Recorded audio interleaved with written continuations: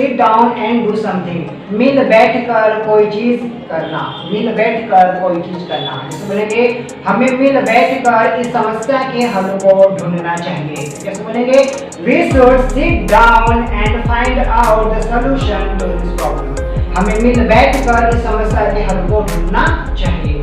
ठीक, तो यहाँ पे डू के बाद समथिंग है, समथिंग मतलब जो चीज होगा हम उसको यहाँ पे समथिंग रूप में लिखेंगे और डू के जगह कोई भी वर्ब हम यहाँ पुट कर सकते हैं। जैसे बोलेंगे if he had sat down and find out the solution to this problem, he would not have had to face difficulties. यदि वो मिल बैठ कर समस्या के हल को ढूंढा होता तो उसे परेशानी नहीं होती। हमें मिल बैठ कर अपने काम को शांतिपूर्वक करना चाहिए। तो कैसे बोलेंगे we should sit down, we should sit down and do our work calmly, peacefully.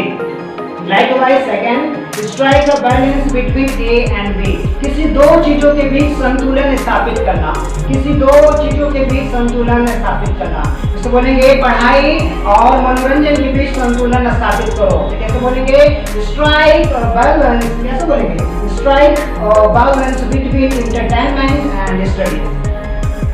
तो स्ट्राइक का strike, stop, strike at first, second, third form का यूज हम जैसा टेंस होगा वैसा करेंगे। जैसे बोलेंगे हमें पर्सनल और प्रोफेशनल लाइफ में बैलेंस स्थापित करना चाहिए। तो कैसे बोलेंगे संतुलन स्थापित करना चाहिए। तो बोलेंगे we should strike a balance between personal and professional life. Likewise third, on speaking terms with somebody, किसी के साथ बातचीत होना या संबंध होना।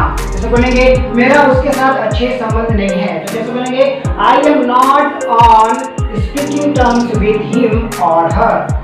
इस प्रकार से तुम बोलेंगे मेरा उससे बातचीत नहीं है। क्या तुम उससे मिलते नहीं हो क्या?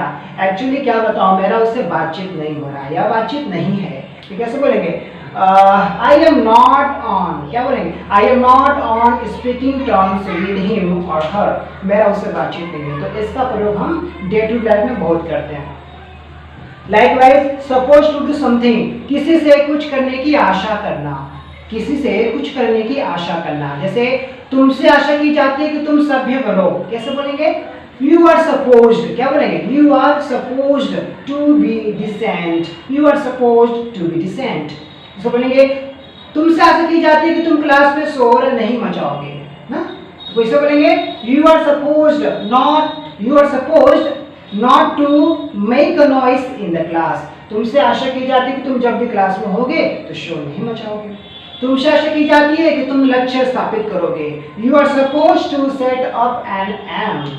Likewise the last but not the least, somebody's strong suit, किसी का किसी चीज में अच्छी पकड़ होना। जैसे बोलेंगे मैथ में उसकी अच्छी पकड़ है ना, मतलब मैथ उसका बहुत अच्छा है। तो कैसे बोलेंगे मैथ इज हीज, समबडीज मतलब हीज, माई, हीज, हर ना, आवर, देयर, ऐसा प्रयोग हम यहाँ पे करेंगे।